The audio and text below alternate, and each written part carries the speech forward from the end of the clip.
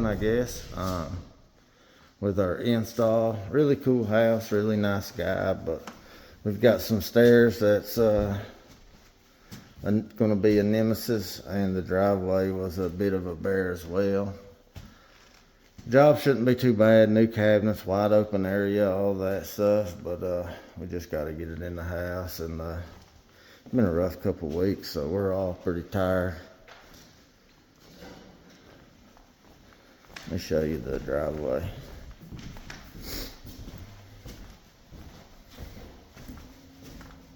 I don't know if the phone does it justice, but let me tell you, it's freaking steep. Alright guys, we've got our island in here. We've got that piece in. We've got this one on the cart. We haven't done anything around the refrigerator yet, but I do want to show that there is a knot on this refrigerator right here. And I don't want to get blamed for it. So I always try to get stuff like that in the video so that nobody blames us. Alright fellas, we got all these tops in.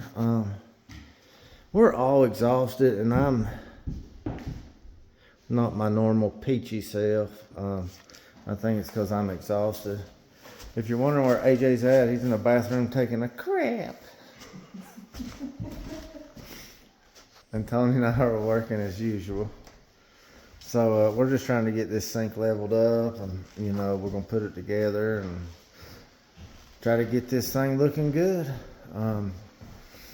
Had to go into the wall a couple spots, and for those of you who haven't watched my other videos, I'm going to tell you why that is.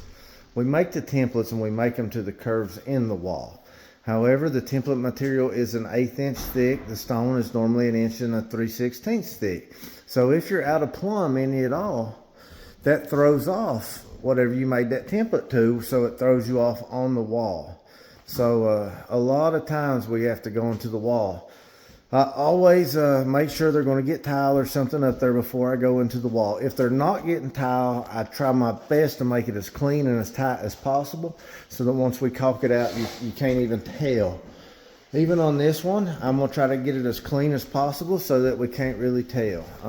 And you guys will get to see the aftermath, the finished product and all that. So we're going to keep on keeping on. Okay guys, I've also went over this before in videos. So this side of the seam, it was setting up, you know, I would say an 1/8 to 3/16 of an inch. So you want to put your level on there and see what you need to do to level it up, all right? Some people would just grab a shim and put it on this side. But what I do, I always look underneath and see if I have any space under there.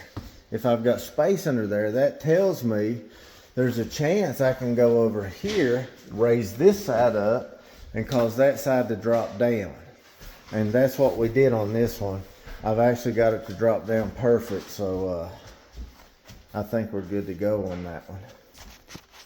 Alright guys, I got the seam put together, and even though I couldn't use my joint setter like I normally would, I was still able to use them, put them on both sides of this drop-in sink, and then put a ratchet strap on there to help keep it pulled tight and keep it from floating. Sorry, AJ's over here listening to some preaching. But I think the seams are going to turn out very well. And we're about to start siliconing and caulking things out and start our hour and 15-minute journey back home. I always check all the areas inside my cabinets as well, and see if they need shims. That way the tops are supported as well as they possibly can be. You're welcome to be in it if you like. Alright guys, we have finished the job. Just going over aftercare with the customers. Everything turned out well. The hardest part about this job was getting the tops in the home and backing up the driveway. Otherwise, it was just pretty much a great job. Wide open space, nice level cabinets. Not really any problems at all. Had nice customers. All in all, a really good job. Here's the seam. I top polished it. Turned out very well. You can't even really see it. We put it in where the drop-in sink goes, so we have the smallest sink possible.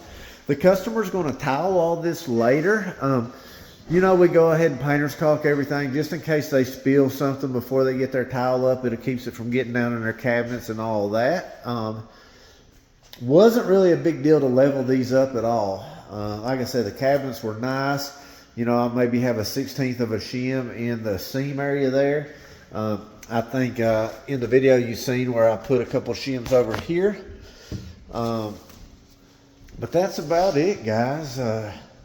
No catastrophes to deal with, nothing like that. Everything went just fine. We used the transparent white on the bottom, which we thought that matched the cabinets and the countertops the best. You know, that's what we always do. We try to find the silicone that matches the countertop and the cabinets the best and roll with that. We got a nice tight fit on the stove. You really can't get a better fit on this stove. It's about perfect. So I'm going to show you a little of this house. It's a really awesome house. So you guys can stay in here for that, or you can go ahead and click on out. Really, really nice door. I think he made it from the wood that he got from the trees up here. Really, really, really nice house. You know, it's a little different, but it's freaking cool. So got the stairs and everything going. All right, guys, that's it. I really appreciate you watching. If you have any questions, leave it in the comments, and I'll do my best to answer.